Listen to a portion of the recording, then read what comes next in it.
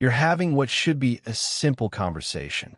Maybe it's about paying bills, cleaning the house, making plans for the future. Something ordinary, something every adult eventually has to deal with. But somehow, within minutes, the conversation has completely changed.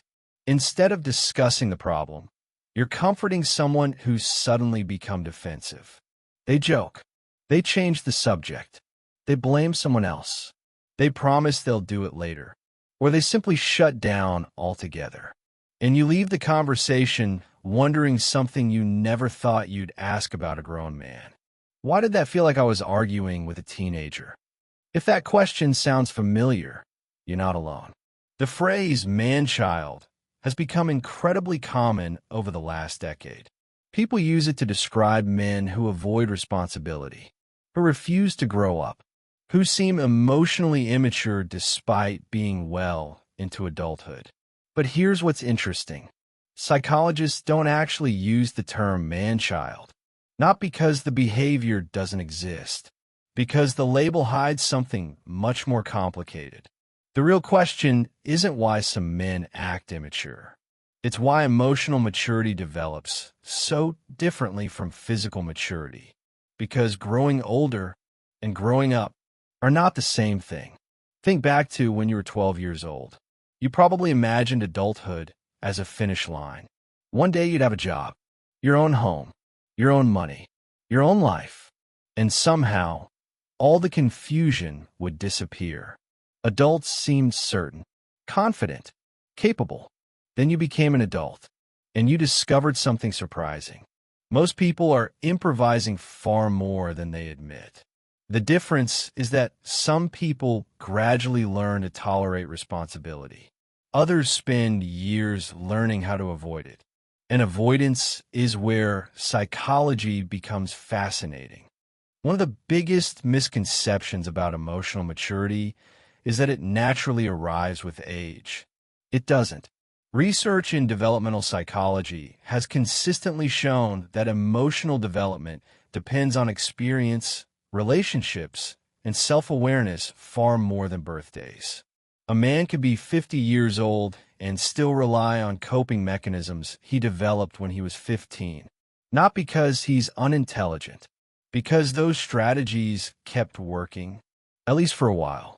Imagine a little boy growing up in a home where mistakes aren't safe. Every time he fails, he's criticized. Every time he expresses sadness, he's told to man up. Every time he needs comfort, he's made to feel weak. Children are remarkably adaptive. They don't ask, "What's wrong with my environment?" They ask, "What do I need to do to survive in this environment?"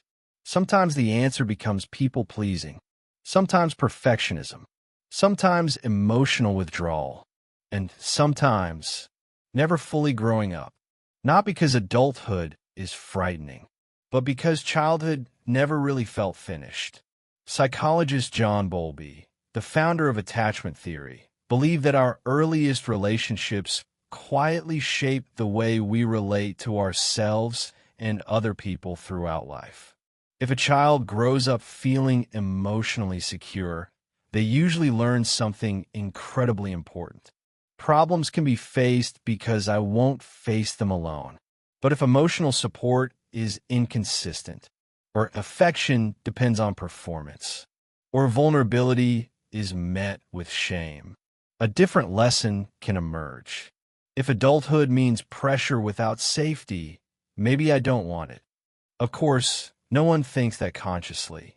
The mind is far more subtle. Instead, adulthood begins to feel exhausting. Responsibility feels threatening. Commitment feels like losing freedom. And whenever life becomes overwhelming, the person instinctively reaches for older coping strategies. Humor, avoidance, distraction, video games, endless hobbies, anything except sitting with uncomfortable emotions. This is why many so-called man-children don't actually struggle with responsibility all the time. They often succeed at work. They're intelligent, funny, creative, even highly capable. But when responsibilities become emotional instead of practical, Everything changes. Making money? No problem. Talking about feelings? Much harder. Building a career? Absolutely. Managing conflict in a relationship? Suddenly, they disappear. It's almost as though one part of their life kept developing, while another quietly stopped. Psychologist Erik Erikson proposed that adulthood involves several psychological stages. One of the earliest is called intimacy versus isolation. According to Erikson, becoming an adult isn't simply about independence. It's about learning how to build relationships where another person sees the real you. That sounds simple. It isn't, because intimacy requires something many emotionally immature adults have spent years avoiding. Vulnerability. Not weakness. Vulnerability. The willingness to admit, I don't know. I am scared. I was wrong. I need help. Those sentences sound small.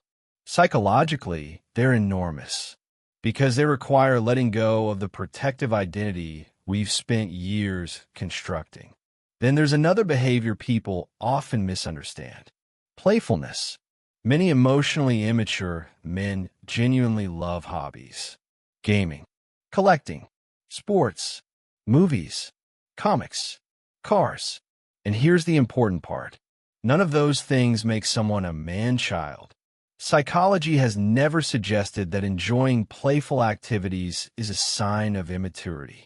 In fact, psychiatrist Stuart Brown spent decades researching play and concluded that healthy play is essential throughout adulthood. The problem isn't playing. The problem is using play to avoid life. There's a profound difference. One enriches adulthood. The other replaces it. And that's where many people confuse the symptom with the cause. The video games aren't the issue. The avoidance is. The hobbies aren't the issue. The emotional escape is. The childlike interests aren't the issue. The refusal to face adult responsibilities is. Those are very different things. And understanding that difference changes everything. But here's where the conversation usually goes wrong. People often assume that emotionally immature men simply don't care. They don't care about their partners. They don't care about responsibility. They don't care about growing up. Sometimes that's true, but psychology suggests something more complicated. Quite often, they care so much about failing that they avoid situations where failure becomes visible. Imagine asking someone to carry a heavy box. If they're confident they can lift it, they'll probably try, but they're convinced they'll drop it.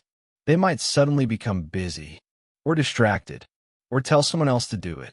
Not because they're lazy, because avoidance protects them from the shame of failing. Psychologists call this self-handicapping. It's a defense mechanism where people unconsciously create excuses or avoid challenges altogether so that failure never has to become part of their identity. If I never really try, I never really fail. It's an illusion, but it's a powerful one. This becomes especially important in relationships. Many emotionally immature men don't avoid difficult conversations because they enjoy hurting people. They avoid them because conflict activates something much older. For some, conflict feels like rejection. For others, it feels like humiliation. For others, it feels like abandonment. Family systems psychologist Murray Bowen believed that emotional maturity isn't measured by how calm life is. It's measured by how well someone can stay emotionally connected during stress. Can you disagree without disappearing? Can you apologize without collapsing into shame? Can you hear criticism without feeling completely worthless? These sound like relationship skills. In reality, they're nervous system skills. Think about the last time someone criticized you. Maybe your first reaction wasn't curiosity. Maybe it was defensiveness. That's normal. Our brains are designed to protect our identity. But emotionally mature people eventually move past that first reaction. They become curious. Is there something I need to hear here? Emotionally immature people often stay stuck in protection mode. Everything feels like an attack.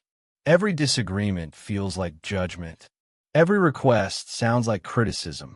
And when the brain believes it's under attack, it stops learning.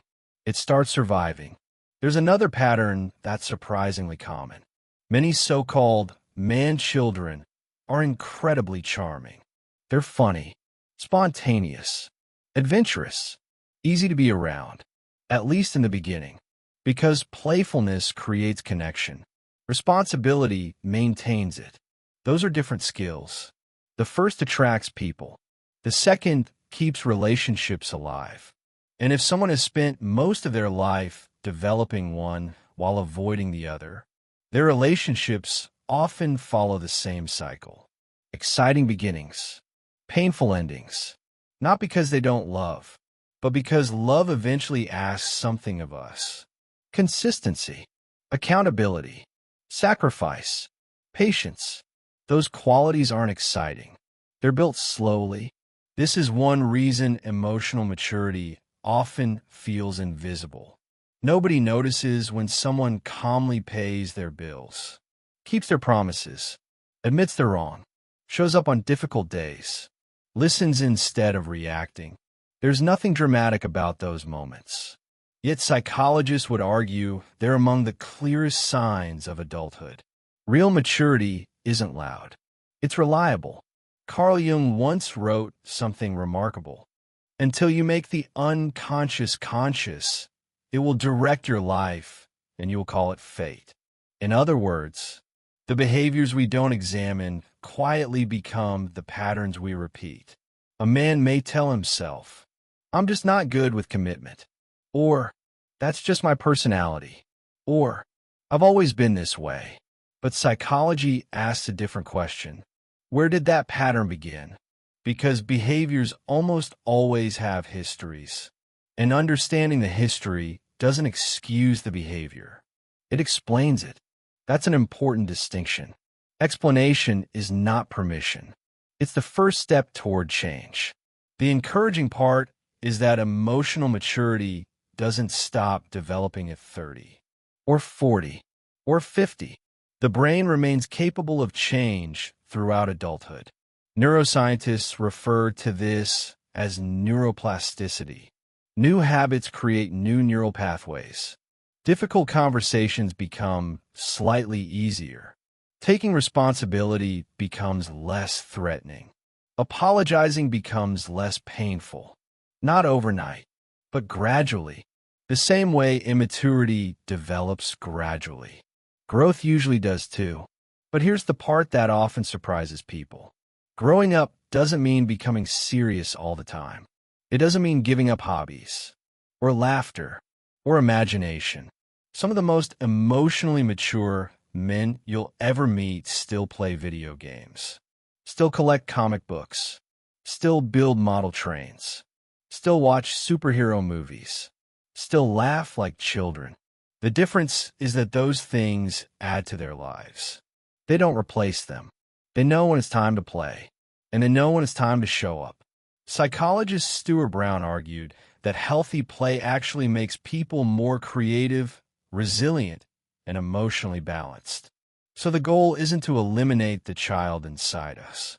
It's to make sure the child isn't the one running the entire life. If you've recognized yourself somewhere in this video, perhaps the most important thing to remember is this. Emotional immaturity isn't an identity. It's a pattern. Patterns can be repeated, but they can also be rewritten. That process usually begins with something surprisingly simple.